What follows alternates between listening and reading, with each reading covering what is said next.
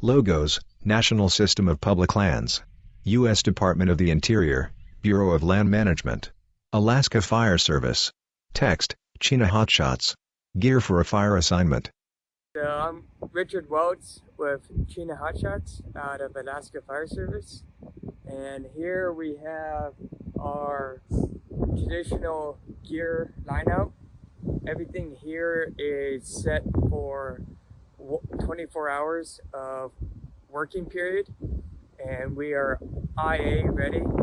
So what that includes is every personnel has a red bag, and we are weight limited to 30 pounds for the red bags. And in the red bags, you have to be set for 14 to 21 days of work.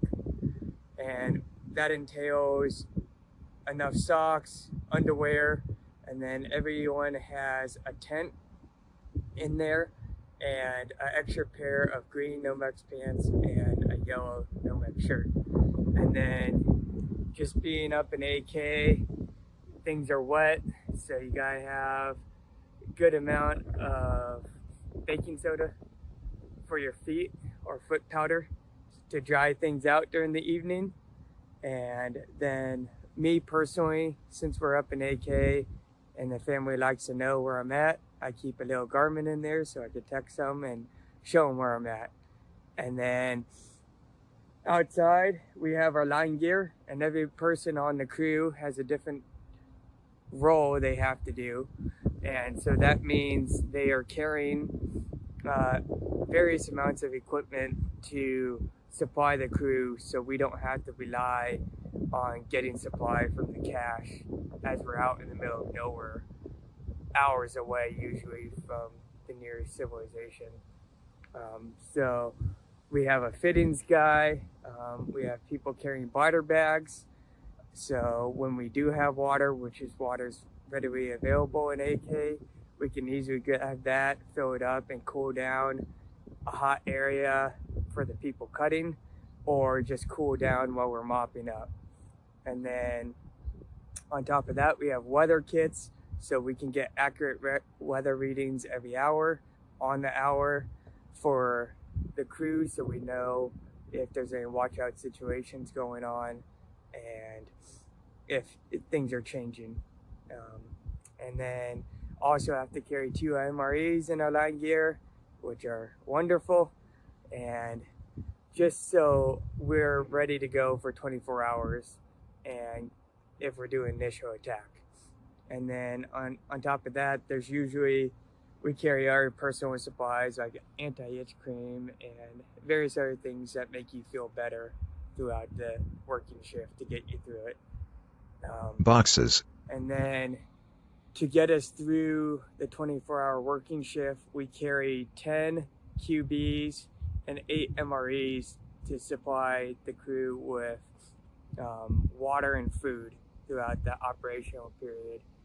And then being up in AK, everything is, we're either flying with a fixed wing or taking helicopters, so we have to keep everything bundled up and ready to go versus a down south crew where everything's tied up in the buggies. When we're flying out, we have 4 North Face duffel bags, and each one is to supply the crew throughout the working role. And so we have a saw bag filled with saw parts, so we could basically reconstruct a saw on the line and not have to call in supplies from the cache. And also has extra chaps in case we're running a 5th saw team, as we normally run 4 saw teams, 2 for each squad. And then we have a solar bag, which is filled with a solar panel and all the accoutrements to charge our batteries and other equipment, given that in AK we have sun basically 24 hours a day, and then we don't have to be packing around a extraneous amount of batteries and other perishables to keep the crew running. And then we have a camp bag, which is different than down south because we're basically spiked out all of the time. So we have a giant yellow tarp that covers where the fire pit is, and that's where the crew eats and hangs out before we go out to work and when we come back in the evening for dinner. And then that's where all of our resupply is for flagging, fiber tape, gloves, items that the crew needs to stay functional as well. And then we have the Harvey's bag, which it's a bag that we pack 2 days worth of food, just so we're not eating MREs every night and every meal. Because in Alaska, the third day is when we get fresh food box sent in. So the Harvey's bag is there to give us some fresh food and a relief from the MREs until we get our fresh food boxes. And then once we get the fresh food boxes, then we could resupply the Harvey's bag and start making some better meals.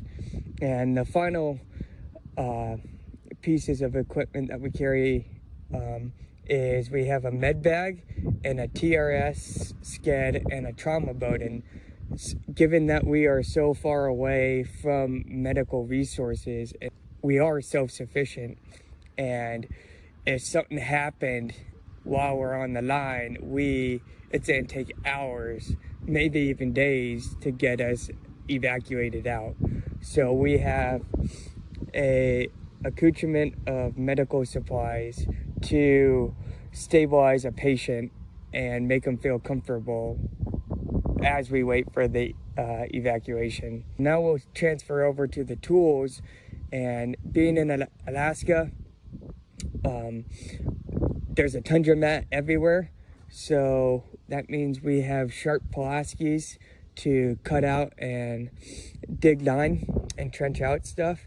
And then we also carry flappers once you get into the tundra to smother out the flames and be quick, because those fires can move pretty quick and you want to be quick to flank them and get ahead and capture them.